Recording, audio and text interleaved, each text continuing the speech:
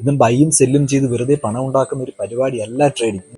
നമസ്കാരം. നമ്മൾ അവസാനത്തെ വീഡിയോയിൽ പറഞ്ഞത് ഭയം എന്ന വികാരം നമ്മുടെ ട്രേഡിംഗ് കരിയറിനെ എത്രമാത്രം ദോഷമായിട്ട് ബാധിക്കുന്നതാണ്.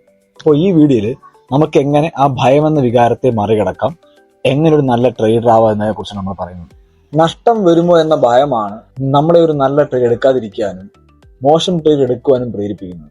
അപ്പൊ നിങ്ങൾക്ക് ഈ നഷ്ടം വരുമോ, ആ നഷ്ടം കൊണ്ട് നിങ്ങളുടെ ജീവിതം തകരുമോ എന്നുള്ള ഭയം മാറ്റാൻ ഞാൻ നിങ്ങൾക്ക് സിമ്പിളായിട്ട് ആർക്കും മനസ്സിലാവുന്ന ഒരു ഉദാഹരണം പറഞ്ഞുതരാം. അപ്പോൾ നിങ്ങൾ ട്രേഡർ ആവാൻ തീരുമാനിച്ചു, നിങ്ങൾ ഒരു തുക ഇൻവെസ്റ്റ് ചെയ്ത് നിങ്ങൾ ട്രേഡർ ആവാൻ വേണ്ടി വരുന്നു. നിങ്ങൾക്കൊരു സ്ട്രാറ്റജി ഉണ്ട്. നിങ്ങൾ ആ സ്ട്രാറ്റജിയിൽ നിങ്ങളുടെ ആദ്യത്തെ ട്രേഡ് എടുക്കും വിചാരിക്കുക. ആ ട്രേഡ് നഷ്ടമാണ്. അപ്പോൾ നിങ്ങൾക്ക് ഒരു എമൗണ്ട് പോകും. അപ്പോൾ കുറച്ചുകൂടെ നിങ്ങൾക്ക് മനസ്സിലാവും. ഞാൻ കണക്ക് പറയാം. നിഫ്റ്റിയിൽ ട്രേഡ് ചെയ്യുന്ന ഒരു വ്യക്തി 10 പോയിന്റാണ് ഒരു ട്രേഡിൽ റിസ്ക് വെക്കുന്നത് വിചാരിക്കുക. ഒരു ലോട്ടിലാണ് ട്രേഡ് ചെയ്യുന്നതെങ്കിൽ നിങ്ങൾക്ക് ആ ട്രേഡിൽ വരുന്ന നഷ്ടം 10 പോയിന്റ് ആണ്. അതായത് 650 രൂപയാണ് വിചാരിക്കുക.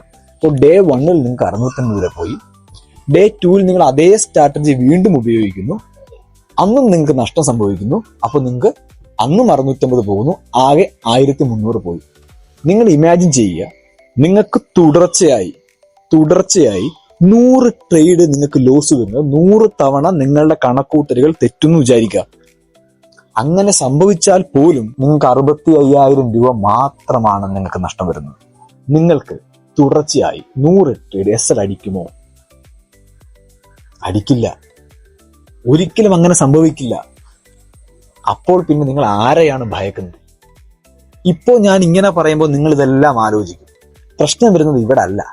ഒരു ട്രേഡ് ഒരുപാട് ആഗ്രഹിച്ച് കണക്ക് കൂട്ടി ഒരു ട്രേഡ് എടുത്തിട്ട് ആ ട്രേഡ് നഷ്ടം വരുമ്പോഴാണ്, ആ സമയത്താണ് നിങ്ങളിത് ചിന്തിക്കേണ്ടത്.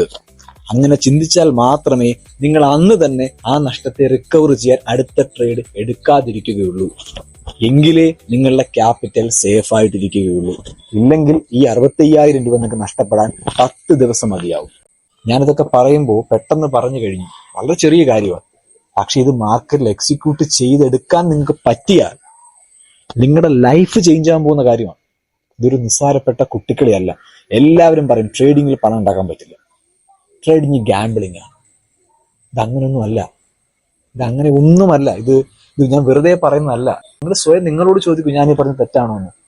ഈവൻ നിങ്ങൾ ഇൻഡിക്കേറ്റർ യൂസ് ചെയ്ത് ട്രേഡ് എടുത്താൽ പോലും നിങ്ങൾക്ക് നിങ്ങളുടെ 100 ട്രേഡ് തീർച്ചയായിട്ടും അടിക്കില്ല. ഇനി അങ്ങനെ സംഭവിച്ചെന്നിരിക്കട്ടെ, സംഭവിച്ചാൽ പോലും നിങ്ങൾക്ക് സംഭവിക്കാൻ പോകുന്ന ഏറ്റവും മോശം അവസ്ഥയായിരിക്കും അത്. ഇന്നത്തെ ഈ കാലത്ത് ഒരു ബിസിനസ്സിലാണ് ഏറ്റവും ചെറിയ രീതിയിൽ ബിസിനസ് ഇടണമെങ്കിൽ പോലും, ഒരു ബിസിനസ് സ്റ്റാർട്ട് ചെയ്യണമെങ്കിൽ പോലും നിങ്ങൾക്ക് എത്ര രൂപ നിങ്ങൾ ഇൻവെസ്റ്റ് ചെയ്യേണ്ടി വരും?